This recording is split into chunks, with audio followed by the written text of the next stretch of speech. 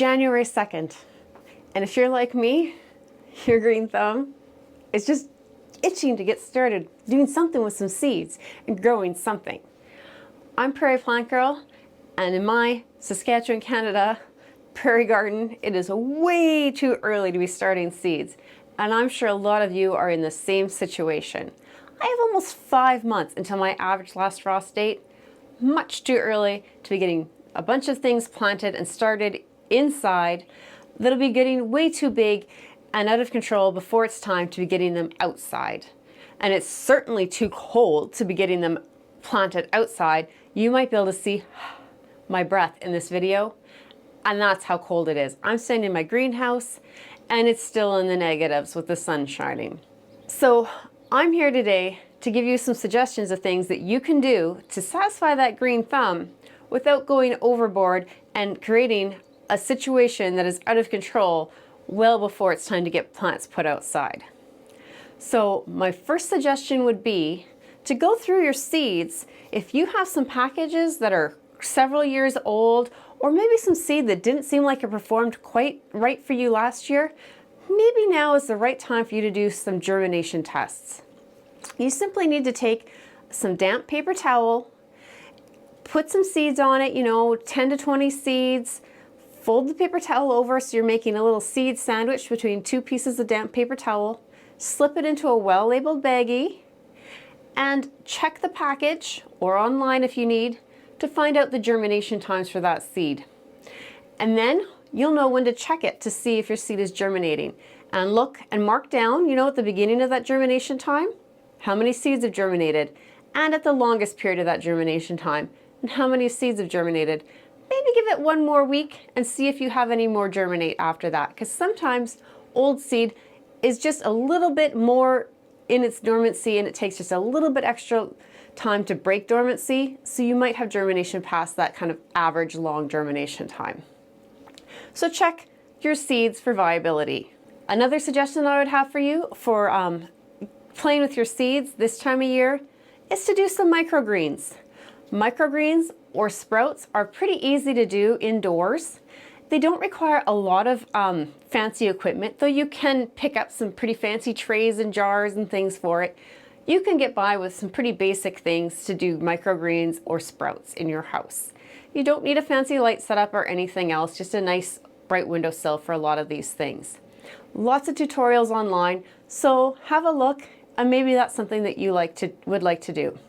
Something that I like to do is to grow things like greens, things that don't need very strong sunlight.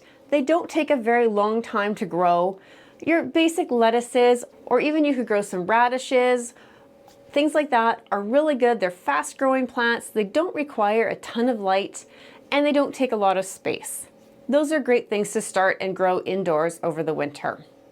I wouldn't be starting your long season, hot, super sun-loving plants at this point in the year. It's just way too early and you're gonna wind up with just too many plants, too big of plants, and things that just need more than you can really probably provide for them indoors properly. And that just leads to sick plants and disease.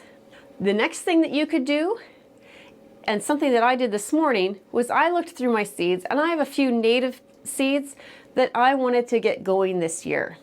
And a lot of our native plants, at least here on the prairies, need a cold stratification period. The best way to get that is to plant them in the fall. But there are drawbacks to that, as planting in the fall can have them eaten by mice or voles or birds. They can be washed away in spring rains or even flooded out when the snow melts in the spring. So sometimes those seeds just aren't there anymore to germinate for you.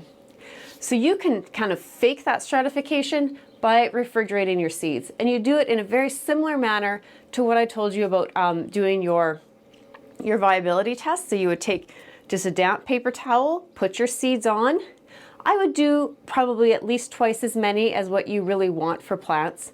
Fold the paper towel over that and slide it in a baggie. Now again, you don't want sopping wet toweling. You want just nice damp. And then make sure it's labeled well with the date and the variety of plant that you have in there. Pop it in your refrigerator. They don't need to be frozen. They just need a nice cool space. And then check on them And usually you need to check on them starting after about 2 weeks, right up until the length of stratification that they need. And if there's any that have germinated, pop them out and plant them up.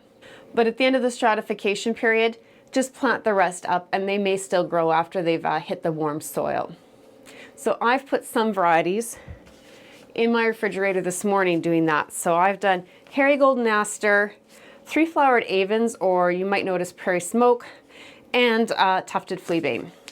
Now I also did another thing that is a great way to get those itchy green thumbs satisfied in the winter. And I took those same seeds and I just did a little winter sowing with them.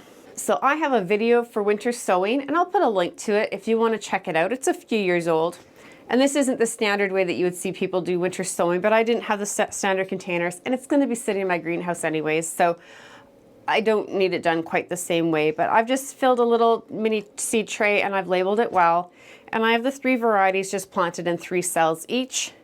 And just damp soil, put the seeds on top and sprinkled some very fine vermiculite on top just to kind of help regulate the moisture a little bit. And then I have it in this container that can have a lid on it. That'll just help if I do wind up with any critters in my greenhouse to discourage them from getting into it. It'll help hold the moisture in.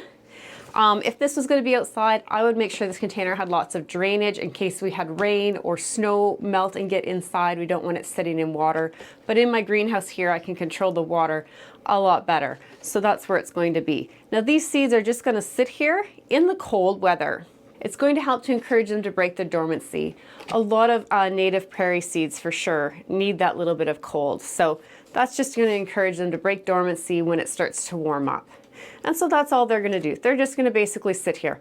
I'll have a peek at them once in a while just to make sure that they haven't dried out, but they shouldn't.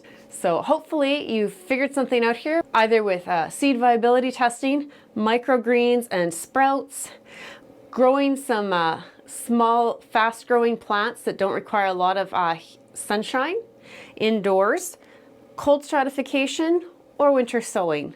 Those are all things you can safely be doing at this point in the year if you just really have that need to get your hands in with the seeds and playing around.